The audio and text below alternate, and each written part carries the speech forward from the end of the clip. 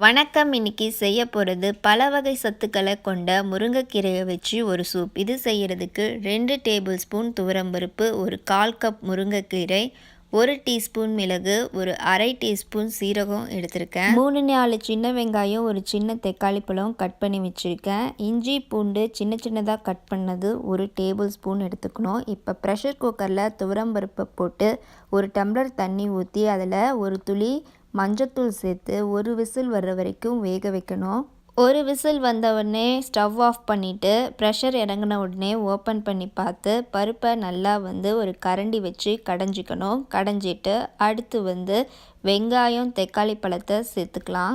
முருங்கைக்கீரையை காம்பில் இருந்து தனித்தனியாக பிரித்து ஒரு 1/4 கப் முருங்கைக்கீரையை எடுத்து வச்சுருக்கேன். அதை நல்லா தண்ணியில் கழுவிட்டு கொண்டு சேர்த்துடணும். சேர்த்துட்டு சூப்புக்கு தேவையான அளவு தண்ணி ஒரு 2 கப் சேர்த்துக்கிறேன். சேர்த்து நல்லா கலக்கி விட்டு உப்பு 1 டீஸ்பூன் சேர்த்துக்கிறேன். சேர்த்துட்டு எலுமிச்சம் பழச்சாறு ஒரு 1/4 டீஸ்பூன் அளவு சேர்த்து நல்லா கலக்கி விட்டு அடுத்து கட் பண்ணி வச்சுருக்க இஞ்சியும் பூண்டையும் சேர்த்துக்கலாம். சீரகத்தையும் மிளகையும் நல்லா மிக்ஸி ஜாரில் பொடிச்சுக்கணும். அந்த பொடியை கொண்டு அடுத்து சேர்க்க போகிறோம்.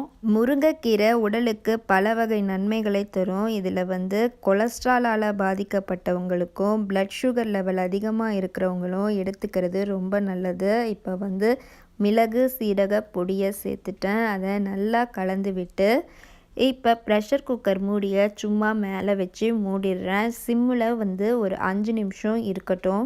மீடியம் ஃப்ளேமில் அப்படியே தண்ணி மெதுவாக கொதித்து சூப் ரெடி ஆகட்டும். கீரை நல்லா வெந்துடும். இப்போ ஓப்பன் பண்ணி பார்க்குறேன். 5 மினிட்ஸ் கழித்து கீரை நல்லா வெந்துடுச்சு. இன்னும் கொஞ்சம் தண்ணியாக இருக்குது. ஓரளவு கெட்டியாகட்டும். ஸ்பூனில் எடுத்து சாப்பிட்ற அளவுக்கு வந்த உடனே ஸ்டவ் ஆஃப் பண்ணிடலாம். இப்போ சூப் ரெடி ஆயிடுச்சு. முருங்கைக்கீரையில் கால்சியம் சத்து ரொம்ப அதிகம். இது ப்ரெக்னென்சி டைம்லையும் ஆஃப்டர் ப்ரெக்னென்சிலையும் சாப்பிட்றதுக்கு ரொம்ப நல்ல சூப். இந்த சூப்பை நீங்களும் ட்ரை பண்ணி பாருங்கள். இந்த வீடியோ பிடிச்சிருந்ததுன்னா சேனலை சப்ஸ்கிரைப் பண்ணுங்கள். தேங்க்யூ.